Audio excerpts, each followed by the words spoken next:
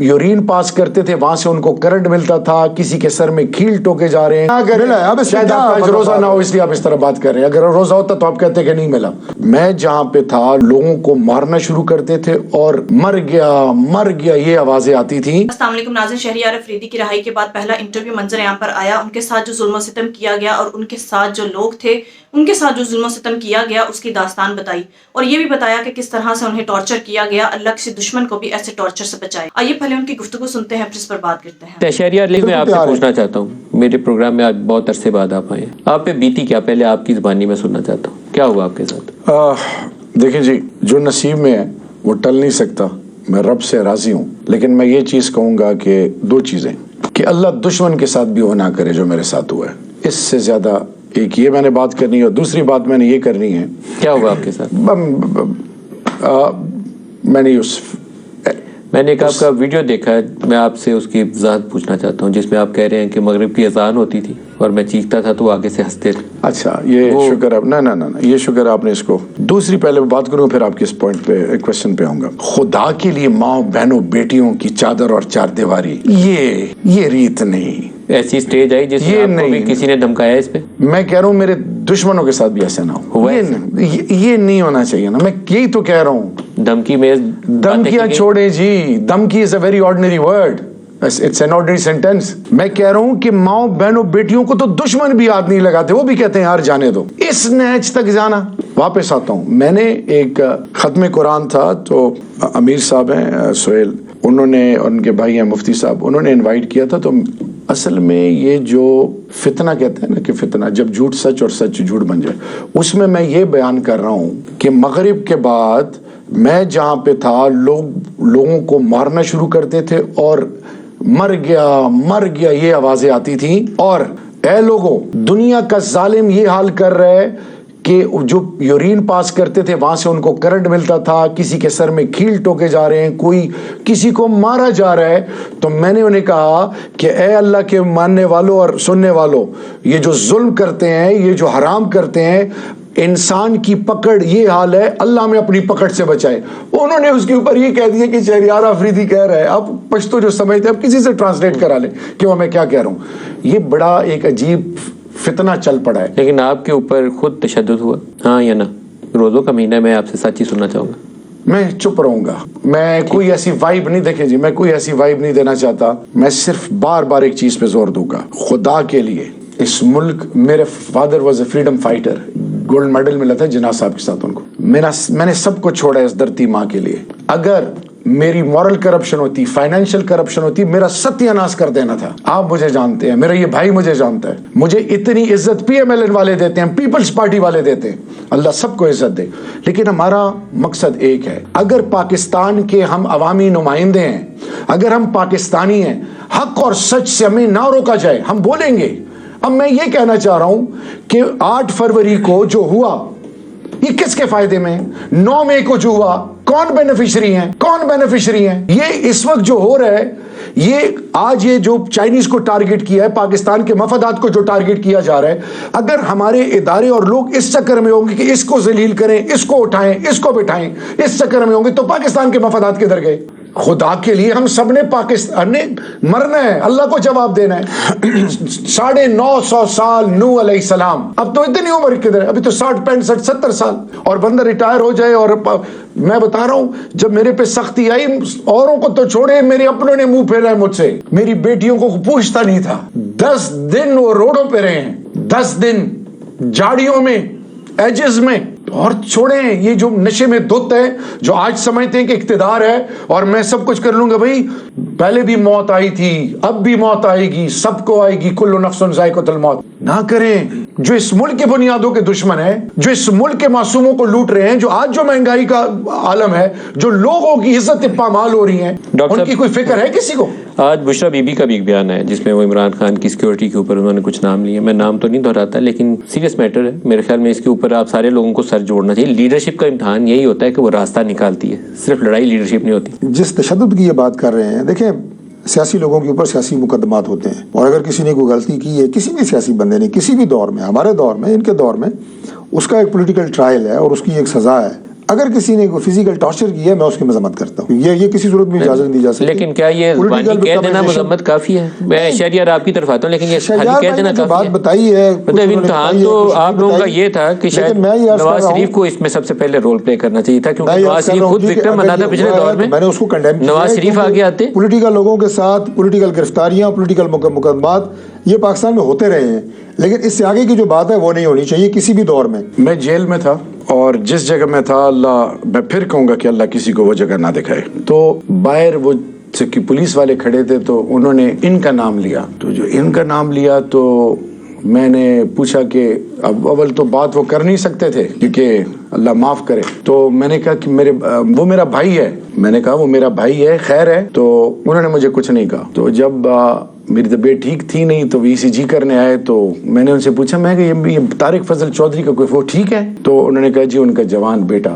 فوت ہوا ہے. وہ جو میں نے لمحات گزارے میرا رب جانتا ہے, یہ مجھے کیا دیں گے, یہ خود محتاج ہے. ہماری عزت سانجی ہے.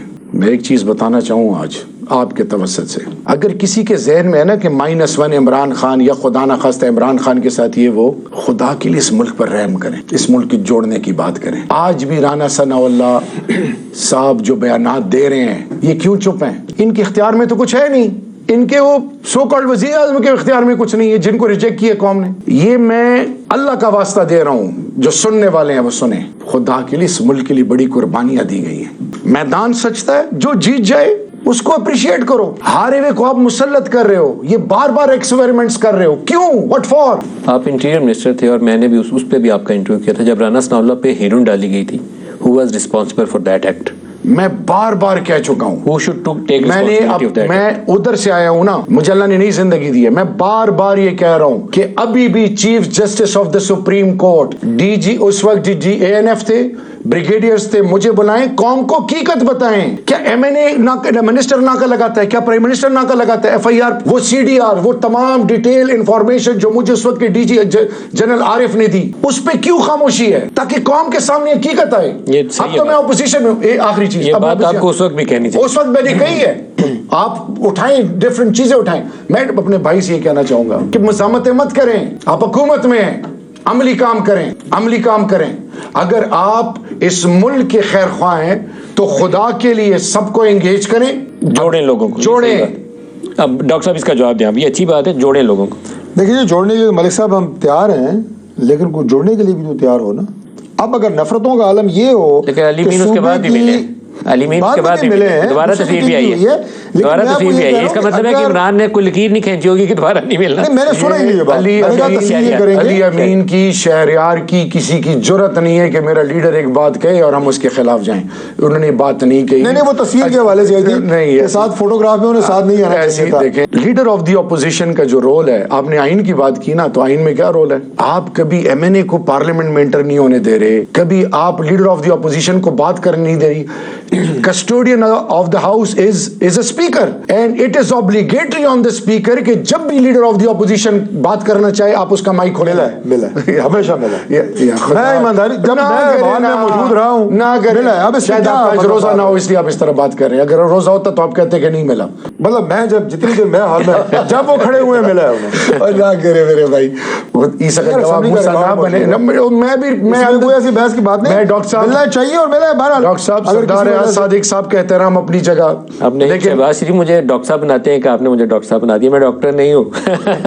اچھا ملک صاحب, آپ کو میں اب واپس آتا ہوں. آپ محنت کریں, جان مارے آپ اس پروگرام کو کنڈکٹ کرنے کے لیے, ریسرچ کوشش, اور میں آپ کی جگہ بیٹھ کے آپ کی تنخواہ بھی لوں, آپ کے مراد بھی لوں, اور آگے سے کہوں کہ یہ کون سا ملک صاحب ہیں. پٹ یور سیلف ان آور شو. آپ کو کیسے لگے گا؟ میں واپس آتا ہوں. یہ ہماری عوام ہم سے کچھ اور مانگ رہی ہے. ہم روڈوں پہ ابھی تک ہم اپنے ورکرز کو روکے ہوئے کہ نہیں, ہم پاکستان پہلے ہے, ہم آئین اور قانون کے دائرے میں. آپ ہمیں چلنے ہی نہیں دے رہے. آپ روڈ پہ تو آپ جا رہے ہیں, آپ نے وہ جلسے کا پلان تو بنا لیا, اب روڈ پہ تو جا رہے ہیں آپ. آئین اور قانون کے تمام جو ریکویزٹس ہیں ان کو سامنے رکھ کے ہم روڈوں پہ بھی جائیں گے, ہر جگہ پہ جائیں گے, لیکن ہم ان کو یہ باور کرانا چاہیں یہ آپ کے پاس گولڈن پیریڈ ہے. آپ انیشیٹو لیں, آپ آگے بڑھیں. اگر ہم اس کو رسپونڈ نہیں کرتے پھر آپ کا گلہ جائز ہے, لیکن اگر آپ کا یہ خیال ہے کہ میرے پنجاب کے کینڈیڈیٹس کو رسوا کیا جائے, ان کے گھروں پہ چاپے, ان کی ریکاؤنٹنگ کرا کے سیٹیں آف کر کی جائے, ان کو ڈرایا جائے, میری ماں بہنوں کی تذلیل کی جائے, ان کو بالوں سے گھسیٹا جائے, میرے ورکر کو ڈرایا جائے, سو ڈاکٹر صاحب یہ آپ ہمارے ساتھ ظلم نہیں کر رہے, یہ خدا کی قسم آپ کا نام نشان چلا جائے گا پی ایم ایل این کا.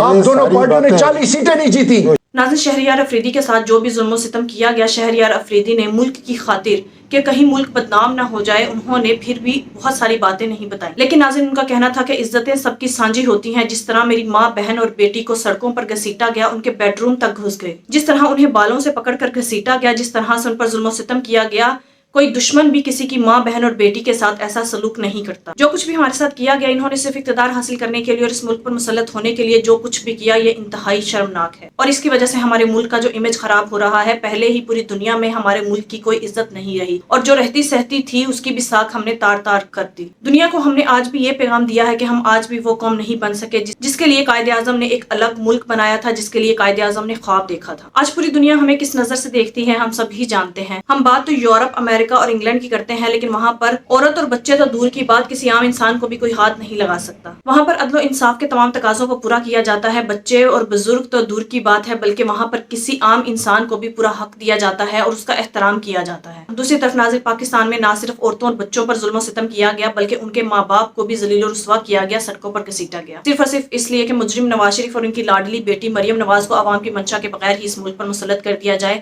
عوام چاہے کچھ بھی چاہتی ہو, لیکن انہیں اس بات سے کوئی فرق نہیں پڑتا. شہباز شریف صرف ایک ڈمی وزیر اعظم ہے جو صرف سہولتکاروں کے اشاروں پر ناچتا ہے, جو اسے آرڈر دیا جاتا ہے وہی کرتا ہے, اس کی اپنی کوئی مرضی شامل نہیں ہوتی. ناظرین, اشرافیہ کو صرف ایسے ہی لوگ سوٹ کرتے ہیں, لیکن ایسے لوگ ملک و قوم کا شدید نقصان کرتے ہیں. آج شہریار افریدی کا کہنا تھا کہ حکومت کو چاہیے کہ ابھی بھی ہوش کے ناخن لیں. ہم نے عوام کو روکا ہے کہ قانون و آئین کے مطابق احتجاج کرے, قانون کو ہاتھ میں نہ لے. ابھی بھی وقت ہے, یہ لوگ سدھر جائیں اور عوام کا چوری کیا گیا مینڈیٹ واپس کر دیں, ورنہ حالات مزید بد سے بدتر ہوتے چلے جائیں گے. ناظرین, آپ کے اس بارے میں کیا رائے ہے, کامنٹ میں ضرور بتائیے گا. اگلی ویڈیو میں ملتے ہیں, تب تک کے لیے اللہ حافظ.